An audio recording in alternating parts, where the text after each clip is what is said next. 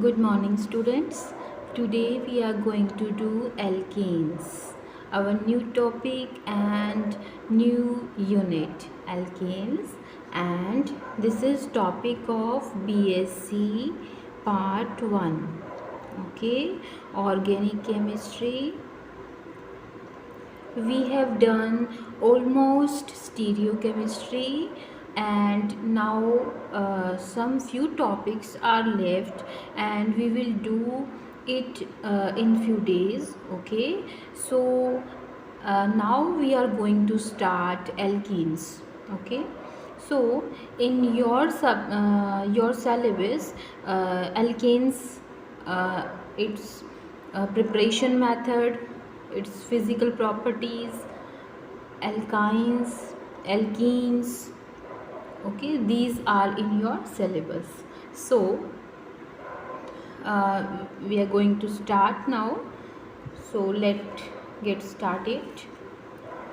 Firstly, carbon. What is alkane? Okay, what is alkane? Alkane is carbon and hydrogen. First of all, we are going to study these alkanes in points. Okay, number 1 point is carbon and hydrogen.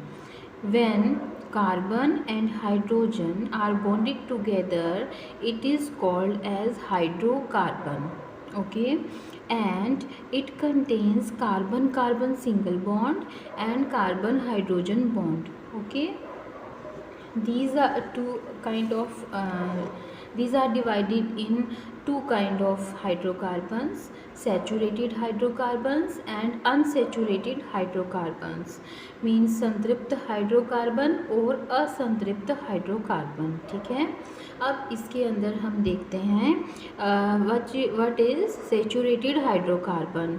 Saturated hydrocarbon means contains single bond. Okay, and it is like CH4, methane and ethane. Okay, and methane, ethane, these all are called as alkane, which is our topic. Okay, and what is alkane? Actually it is Greek word, and in Greek it is called as paraffins. Paraffins means param and affinis. Param means less, मतलब कम. Okay, जो alkene होते हैं उसका जो दूसरा नाम है वो पैराफिन है, और पैराफिन जो है वो दो भागों में बना हुआ है, पैरम और एफिनिस से. पैरम का मतलब ग्रीक शब्द जो है उसका मतलब होता है लेस, और एफिनिस का मतलब होता है बॉन्डिंग, मतलब बंधन, यानी कम बंधन, मतलब ऐसे यौगिक जिनमें बॉन्डिंग कम होती है. बॉन्डिंग कम होती है मतलब इसमें एल्केन्स जो हैं इनके अंदर लेस बॉन्डिंग पाई जाती है. उसके बाद में है sp3 हाइब्रिडाइज्ड होते हैं. ये एल्केन्स जो हैं वो लगभग जो है sp3 हाइब्रिडाइज्ड होते हैं.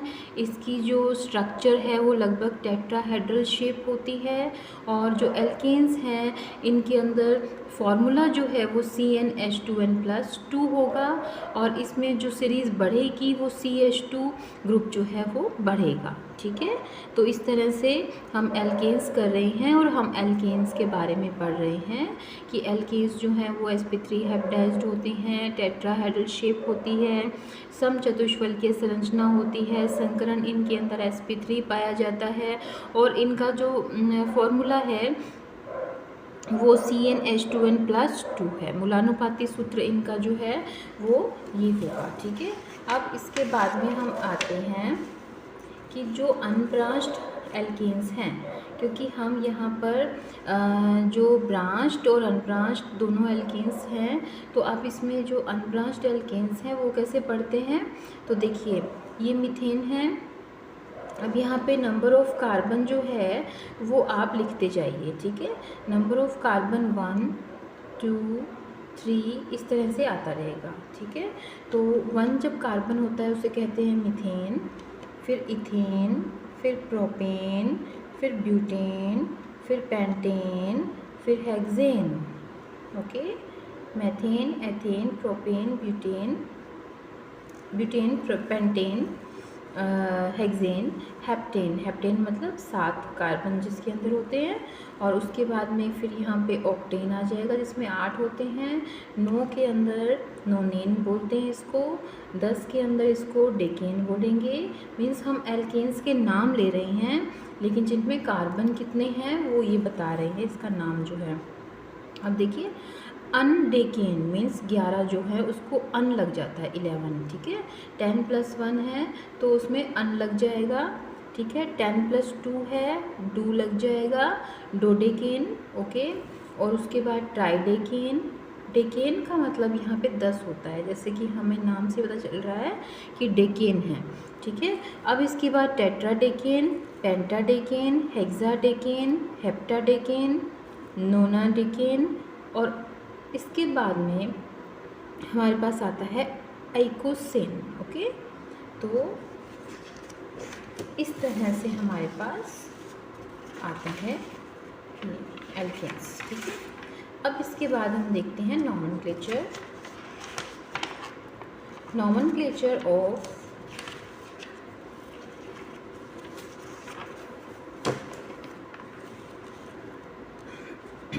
Nomenclature of alkyl group. Nomenclature of alkyl group जो है, एल्काइल ग्रुप क्या होता है एक्चुअली, जब हम एल्केन बनाते हैं तो हमने मान लिया यहाँ पर ये एल्केन है सबसे छोटा, और आपने इसमें से एक हाइड्रोजन हटा दिया, तो ये हाइड्रोजन जब निकल जाएगा तो ये बॉन्ड खाली रहेगा।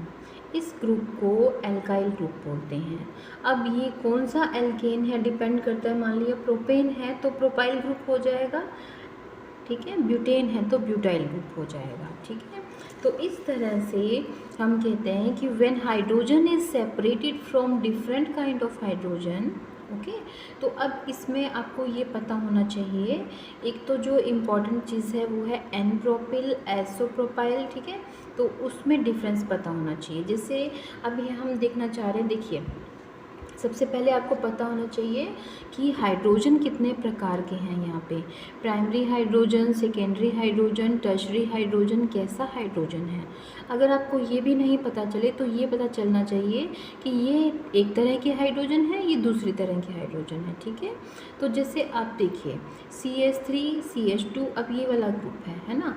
अब इसमें कितने कार्बन है, 1 2 3, इसका मतलब ये प्रोपेन है। लेकिन अब इसमें प्रोपेन में तो C6 होने चाहिए, ठीक है, सॉरी 8 होने चाहिए। तो अब इसमें होते कितने हैं, 7 हैं। इसका मतलब एक इसकी जो संयोजकता है वो खाली है, मीन्स इसकी जो एक वैलेंसी है वो खाली है। और जब ये खाली वैलेंसी है इसका मतलब है ये प्रोपाइल या एल्काइल ग्रुप बन गया है, क्योंकि ये प्रोपेन है तो इससे ये प्रोपाइल बन गया।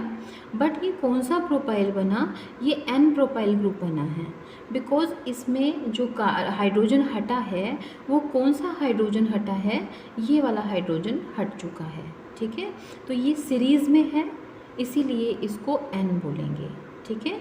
अब हम आगे चलते हैं, और इसी प्रोपाइल में से हम क्या करते हैं कि प्रोपेन जो था यहाँ CH3 था, अगर इमेजिन करते हैं इसको हटा दो तो CH3 CH2 CH3 प्रोपेन हो गया। अब इस प्रोपेन में से हम लोग यहाँ से हाइड्रोजन हटा देते हैं। इसका मतलब हुआ कि आपको ये पता होना चाहिए कि ये हाइड्रोजन प्राइमरी हाइड्रोजन है, ठीक है, ये हाइड्रोजन सेकेंडरी हाइड्रोजन है, या ये हाइड्रोजन दोनों एक जैसे हैं और ये अलग है, ठीक है। तो अगर ये हाइड्रोजन इससे अलग है इसका मतलब क्या हुआ कि इसका जो ग्रुप बनेगा वो कौन सा बनेगा, आइसोप्रोपाइल ग्रुप बनेगा, ठीक है। ये जो आइसो है वो इस तरह से होता है, आपको समझना पड़ेगा कि एक कार्बन होता है, 2 उसके साथ में कार्बन लगे होते हैं, तो उससे जो बीच वाले कार्बन से जो है वो हाइड्रोजन ग्रुप जाता है तो वो आइसो ग्रुप कहलाता है, ठीक है। अब इसके बाद में आप देखिए कि यहाँ पर अगर ब्यूटाइल है, ठीक है, तो ब्यूटाइल में क्या होगा, ध्यान से देखिए, ब्यूटाइल, ठीक है। ब्यूटाइल क्या होगा, सबसे पहले तो 4 कार्बन होंगे, ब्यूटेन होगा। अब इसमें कितने प्रकार के हमारे पास हाइड्रोजन हैं, ठीक है। तो हाइड्रोजन अगर यहाँ से हाइड्रोजन जा रहा है तो क्या होगा 1 2 3 4, तो 4 हैं और यहाँ से जा रहा है सीरीज़ में है, तो क्या होगा N ब्यूटाइल हो जाएगा। ठीक है, अब हम आगे बढ़ते हैं।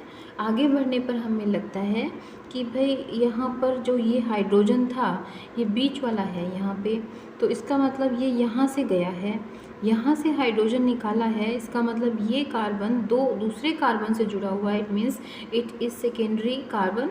सो यहाँ पर हम कहेंगे ये सेकेंडरी ब्यूटाइल है। ठीक है, अब हम आगे चलते हैं। अब ये आगे चलने का मतलब ये है कि भाई हम लोग क्या करते हैं, ये जो CH3 ग्रुप है, ठीक है, तो हम क्या करते हैं, ये जो CH3 ग्रुप है इसको ही इधर ले आते हैं। ठीक है, इस ग्रुप को इधर ले जाते हैं। ठीक है, तो अब क्या होगा, अगर इस ग्रुप को हम इधर ले गए तो ये संयोजकता पहले से ही खाली है। इसका मतलब क्या हुआ कि यहाँ पर क्या होगा कि जो ये संयोजकता है ये यहाँ खाली है। ठीक है, इसका मतलब कि इस ग्रुप के अंदर एक कार्बन है, ठीक है, वो दूसरे 3 कार्बन से जुड़ा हुआ है। ठीक है, और यहाँ पर जो है वो हाइड्रोजन जो है वो यहाँ से गया है, मीन्स आइसोब्यूटाइल ग्रुप है। ठीक है, अब यहाँ पे देखिए tertiary butyl group. Tertiary butyl group का मतलब है, यहाँ पर सिंपल आप एक चीज़ देखिए कि टर्शरी ब्यूटाइल ग्रुप में कहाँ से जाएगा हाइड्रोजन। टर्शरी ब्यूटाइल ग्रुप के अंदर यहाँ पर CH3 लगे हुए हैं, ये CH3 है, तो ये यहाँ से जा रहा है। ठीक है, अब एक चीज़ आप ध्यान से देखिए, इसमें आइसो जो था उसमें एक हाइड्रोजन बचा हुआ है ना, और इसमें एक भी हाइड्रोजन नहीं है, इसको हम बोलेंगे टर्शरी ब्यूटाइल। ठीक है, क्योंकि ये तृतीयक कार्बन है। ठीक है, तृतीयक कार्बन जो है वो तृतीयक ब्यूटाइल बनाएगा, सेकेंडरी वाला जो है वो सेकेंडरी ब्यूटाइल बनाएगा, और जो आइसो ग्रुप है वो आइसो ब्यूटाइल बनाएगा। ठीक है, तो आइसो ग्रुप जो है वो आइसो परफिक्स है। ठीक है, और वो 6 कार्बन तक यूज़ किया जा सकता है। जो आइसो चीज़ है, आइसो, आपने आइसो यूज़ किया, ये क्या है, ये अनुलग्न है, और ये 6 कार्बन तक आप 1 2 3 4 5 6 कार्बन तक अगर एल्केन लिखते हैं उसमें आप यूज़ कर सकते हैं। ठीक है, अब इसमें एक चीज़ ध्यान दीजिए कि CH ग्रुप यहाँ पर भी था और CH ग्रुप यहाँ पर भी है। ठीक है, तो आइसो में इस तरह का ग्रुप होगा और 6 ग्रुप तक ये आप लिख सकते हैं। उसके बाद में हम आते हैं नियो पे। नियो ग्रुप जो है वो क्या होगा, अब आप ध्यान से देखिए कि इसमें नियो के अंदर कार्बन जो है वो हाइड्रोजन तो यहाँ से गया है, एल्किल ग्रुप जो बना, हाइड्रोजन तो यहाँ से निकला है। ठीक है, हाइड्रोजन यहाँ से निकला, लेकिन ये इस तरह का ग्रुप बना हुआ है टोटल, इस पोजीशन को नियो कहते हैं। ठीक है, और ये कम से कम कितने चाहिए, देखिए 1 2 3 4, ये तो है ही, ये 5, मतलब कम से कम 5 कार्बन हो तब नियो बनता है। ठीक है, उसके बाद में हम देखते हैं nomenclature of branched chain alkane. अब अनब्रांच्ड के अंदर हमने पढ़ लिया कि इसमें किस तरह से होगा। अब आप इसको फिर ब्रांच्ड में हमने पढ़ लिया कि किस तरह से होगा। अब हम इनका नामकरण करेंगे एल्केन का। ठीक है, नामकरण के लिए हम 2 पॉइंट यूज़ करते हैं। जो पहला पॉइंट है वो है सिलेक्शन ऑफ लॉन्गेस्ट चेन, मतलब सबसे लंबी चेन जो है उसका चुनाव करेंगे। फिर दूसरा है कि फिर हम उसके बाद नंबरिंग करेंगे। नंबरिंग करेंगे मीन्स हम ये सबसे पहले लंबी चेन चुन ली, उसके बाद 1 2 3 मतलब सबसे लंबी वाली चेन की हम जो है नंबरिंग कर देंगे। नंबरिंग करने के बाद हम इसका नाम देंगे। ठीक है, जैसे अब यहाँ पे देखिए, यहाँ पे नंबरिंग कैसे हो सकती है, पहले ये देखिए 1 2 3 4 5। ठीक है, ये भी हो सकता है, ये 1 2 3 4 5, दोनों तरफ से ये 5 ही आ रहा है। ठीक है। इसका मतलब कि यहाँ पर जो लंबी चेन है सबसे, वो हम चुन लेंगे, और सबसे लंबी चेन जो है वो ये चुन लेंगे हम लोग, ठीक है। लंबी चेन यही है एक, ठीक है। अब इसमें देखिए, इसको हम आइसोहेक्सेन कहेंगे, ठीक है। क्या बोलेंगे? आइसोहेक्सेन। आइसो ग्रुप क्यों लगाया हमने? बीच में देखिए CH ग्रुप है, ठीक है। तो इस तरह से जब CH ग्रुप होता है और ये आइसो ग्रुप है, ये वाला, तो आइसो हो गया, ठीक है। और यहाँ पर 1 2 3 4 5, ठीक है। और अगर हम यहाँ पे इसको डेरिवेटिव मानते हैं, है ना, तब, और इसमें क्या है, आइसोहेक्सेन हो जाएगा, क्योंकि नंबर ऑफ कार्बन कितने हैं? 6 हैं, ठीक है। लेकिन ये डेरिवेटिव जो है वो पेंटेन का डेरिवेटिव है, ठीक है, ये याद रखिए, this is pentane derivative, okay. अब आगे चलते हैं। 1 2 3 4 5 6 7 कार्बन है, ठीक है। तो कार्बन तो 7 है, ठीक है। लेकिन अब यहाँ पे हम सबसे लंबी चेन कैसे चुनेंगे? तो हम लंबी चेन चुनेंगे यहाँ से, 1 2 3 4 5 6, ठीक है। क्योंकि अगर आप यहाँ से लंबी चेन, यहाँ से तो हमने 4 आ रहे हैं, ठीक है, और यहाँ से देखेंगे इधर तो भी जो है वो यहाँ पर एक और कारण भी होता है कि आप कहाँ से नंबरिंग स्टार्ट करेंगे। तो हमारा जो, अगर हम इसको 1 2 3 4 5 6 बोल रहे हैं, तो हमारा ये यहाँ पे एक सब्स्टिट्यूट हो गया। जो सब्स्टिट्यूट होता है, जैसे मिथाइल ग्रुप है, तो सब्स्टिट्यूट जो है उसको हम मिनिमम नंबर देते हैं, ठीक है। सब्स्टिट्यूट को हम मिनिमम नंबर देते हैं। तो मिनिमम नंबर यहाँ से तो आएगा नहीं, 4 आएगा, और यहाँ से 3 नंबर पे ये सब्स्टिट्यूट है, इसीलिए इसको हम नंबर देंगे 1 2 3 4 5 6, ओके। तो यानी सबसे पहले हमारा काम है लंबी चेन का चुनाव करना, ठीक है। और लंबी चेन का चुनाव कब करना? कि एक तो सबसे कम नंबर मिले सब्स्टिट्यूट को, ठीक है। यहाँ पर हम देखते हैं कि ये कार्बन तो 7 है, ठीक है, लेकिन ये जो डेरिवेटिव है वो हेक्सेन का है, बिकॉज़ यहाँ 6 जो है इसके बाद में यहाँ पे मिथाइल ग्रुप जुड़ा हुआ है, ठीक है।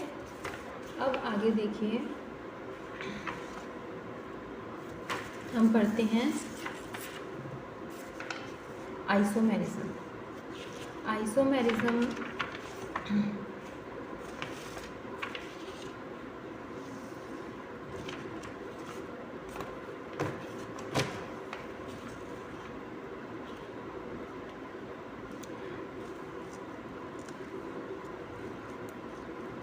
सॉरी, अभी हम लोग जो है इसी को ही आगे कंटिन्यू करते हैं। व्हेन द चेन कंटेन्स 2 और मोर सब्स्टिट्यूएंट, ठीक है। अभी हम लोग नंबरिंग कर रहे थे, जो उसी को हम कंटिन्यू कर रहे हैं, नॉमेनक्लेचर कर रहे हैं। तो नॉमेनक्लेचर के अंदर सबसे पहले हमने क्या किया, इसको देखा कि सबसे लंबी चेन जो है वो कौन सी चुनी थी, ठीक है। ये चीज़ मैं आपको दोबारा बता देती हूँ। Nomenclature of branch chain alkanes की थी हमने, सिलेक्शन ऑफ लॉन्गेस्ट चेन किया, numbering of selected longest chain किया, मतलब नंबरिंग की। तो उसमें मैंने आपको पहला एग्जांपल बताया कि ये जो है इस तरह से साइक्लोहेक्सेन भी आ सकता है, और ये भी आ सकता है कि आपको किस तरह से लंबी चेन चुननी है डेरिवेटिव होते हुए भी, ठीक है। उसके बाद में फिर हम लोग देखते हैं व्हेन द चेन कंटेन्स 2 और मोर सब्स्टिट्यूएंट। अब मान लिया कि आपके जो एग्जाम्पल दिया हुआ है उसमें 1 2 3, ठीक है, ये है, ठीक है। अब आप क्या करोगे, ये सब्स्टिट्यूएंट है आपके पास। अब इसके बारे में आपको क्या करना चाहिए कि आपकी नंबरिंग जो है वो इस तरह से होनी चाहिए कि आपके सभी सब्स्टिट्यूएंट जो हैं उनको मिनिमम नंबर मिले, ठीक है। और ये जो एग्ज़ाम्पल लिया हुआ है यहाँ पे, इसमें क्या है कि लगभग 9 कार्बन है इसमें, और 9 कार्बन जो है उसमें हम लोग जो है पूरा दिखा नहीं पा रही हूँ इसमें, ये चीज़ अब आ गई आपके पास, ठीक है। तो अब इसमें देखिए, सबसे पहले CH3 CH2 CH3 CH, ठीक है। अब इसमें 1 2 3 इस तरफ से करेंगे तो हमारे पास इसमें इसको 3 नंबर मिलता है, ठीक है। लेकिन इस तरफ से करेंगे तो सब्स्टिट्यूएंट को पहला नंबर 2 नंबर मिलता है, यानी जो जितने सब्स्टिट्यूएंट हैं उनको कम से कम नंबर मिलने चाहिए, ठीक है। तो इस तरह से हम लोग आगे बढ़ते हैं। If the chain contains the substituent having same position but different substituent then according to alphabet numbering is given, okay. तो इसमें क्या होगा, जब चेन जो होती है उसके अंदर अगर सब्स्टिट्यूएंट जो है वो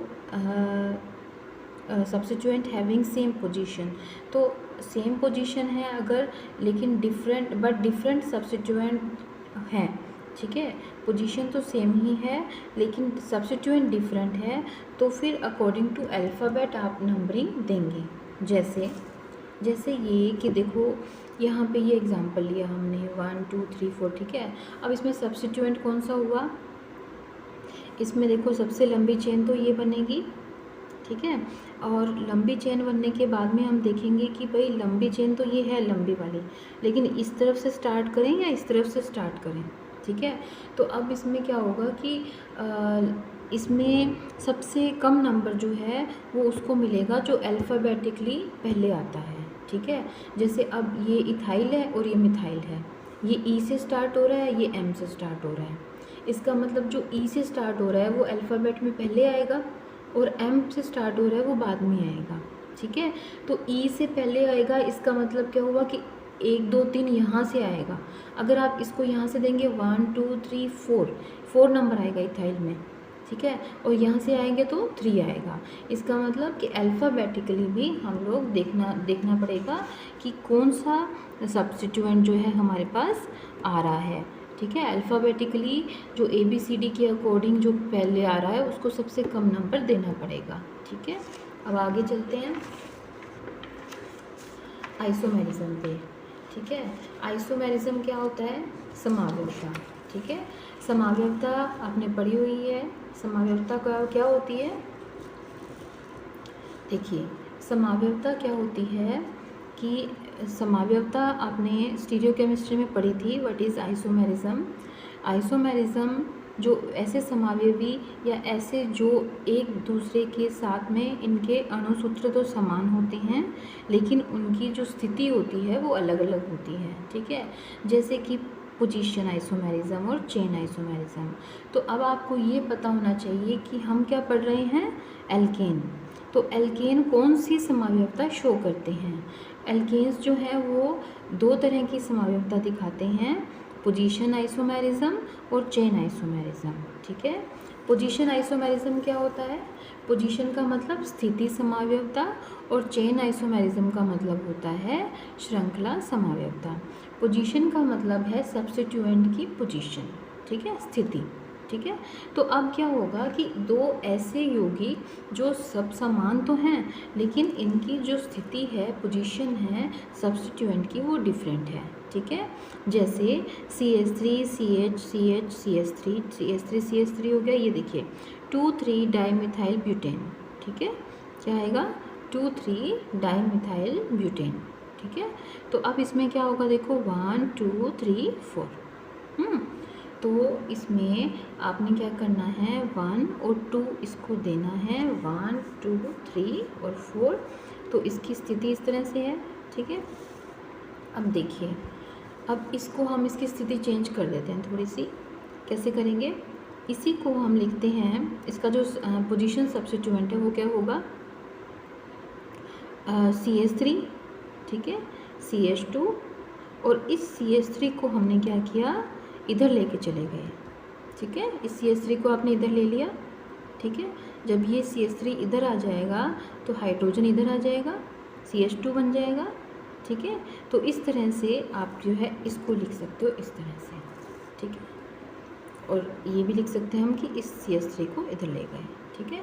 इस CH3 को इधर ले गए, ये CH3 एक साथ आ गए, ये CH2, ठीक है। तो ये क्या बन गया हमारे पास। अब ध्यान से देखिए, इसका नॉमेनक्लेचर देखिए ऊपर वाले का, 2,3 डाइमिथाइल ब्यूटेन, ठीक है, 2 3 डाई मिथाइल, 2 मिथाइल हैं, ब्यूटेन 4 कार्बन है, ठीक है। इसका देखिए 2 डाई मिथाइल ब्यूटेन, मतलब इसमें जो सब्स्टिट्यूएंट है ये 2 नंबर और 3 नंबर कार्बन पे है, लेकिन इस पे जो सब्स्टिट्यूएंट है वो एक ही कार्बन पे है, दूसरे नंबर कार्बन पे। 2 डैश बोलेंगे इसको, या 2 डाईमिथाइल ब्यूटेन, ठीक है। 2 डैश भी बोल सकते हैं, ठीक है। तो इस तरह से हम लोग जो है देखते हैं कि हमारे पास जो है पोजीशन आइसोमेरिज्म और चेन आइसोमेरिज्म, ठीक है। अब चेन आइसोमेरिज्म का क्या है? चेन आइसोमेरिज्म जो है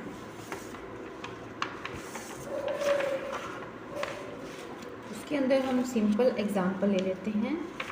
एग्जांपल जो है वो यहाँ पे हम लेंगे, सिंपल सा एग्जांपल है, देखिए आपने पढ़ा हुआ है ये example, n pentane, isopentane, neopentane, ठीक है। ये चेन चेंज हो रही है इनकी, ठीक है, ये हम एग्जाम्पल पहले कर चुके हैं। तो इस तरह से सिंपल सी है कि हमारे पास एल्केन्स जो हैं वो क्या हैं, सिंपल इंट्रोडक्शन है और नॉमेनक्लेचर कैसा होता है इसका, और इसमें कौन सा आइसोमेरिज्म है। अब जो हम नेक्स्ट वीडियो है उसमें इसके प्रिपरेशन मेथड बनाएंगे, उसका चार्ट बनाएंगे और फिर लर्न करेंगे, ठीक है। Okay, thank you.